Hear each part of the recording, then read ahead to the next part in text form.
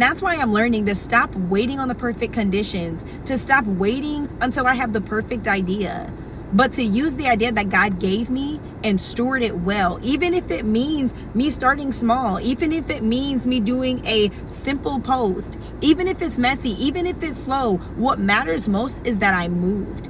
That's the obedience.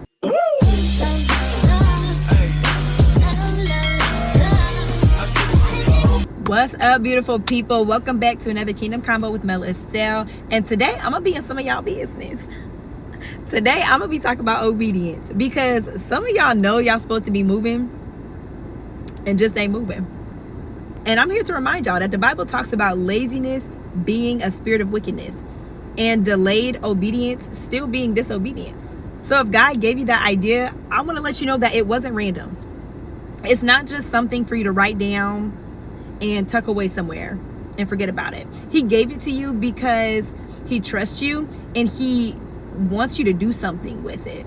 But let's be real, a lot of us sit on what God gives us. We sit on talents, we sit on abilities, knowledge, wisdom, things we could be teaching, building, or sharing. And some of us don't move, not because we don't care, but because fear is involved. We're scared of failing. We're scared of not being perfect. We're scared of what other people might think. So we wait. We tell ourselves that we'll start when we have more money, when we have more time, when we have more clarity. But the truth is, more clarity most of the time only comes after you move. And the enemy doesn't always have to wreck your life to show up. Sometimes his goal is to keep you stuck. And stuck feels safe, it feels comfortable, but stuck also delays what God wants to do through you.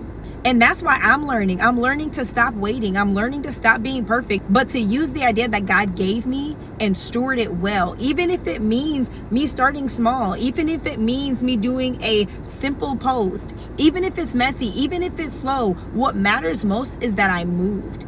That's the obedience. And this leads me to think about the parable in Matthew 25, where the master gave out talents and one person buried it out of fear. And instead of being praised for playing it safe, he got called wicked for being lazy and doing nothing with what he was given. God's not asking for perfection. He's asking for progress. That idea, that dream, it's not just for you. Your obedience could be the answer to somebody's prayer. And your delay is blocking them from going down the right direction, from creating a great legacy for themselves and their family. So don't let what God gave you collect dust. Breathe on it again, revamp that thing, ask God to help you move, even if it's small, because you're not behind, but you are responsible. So hopefully this helps somebody on today. God bless you on your journey, and I love you.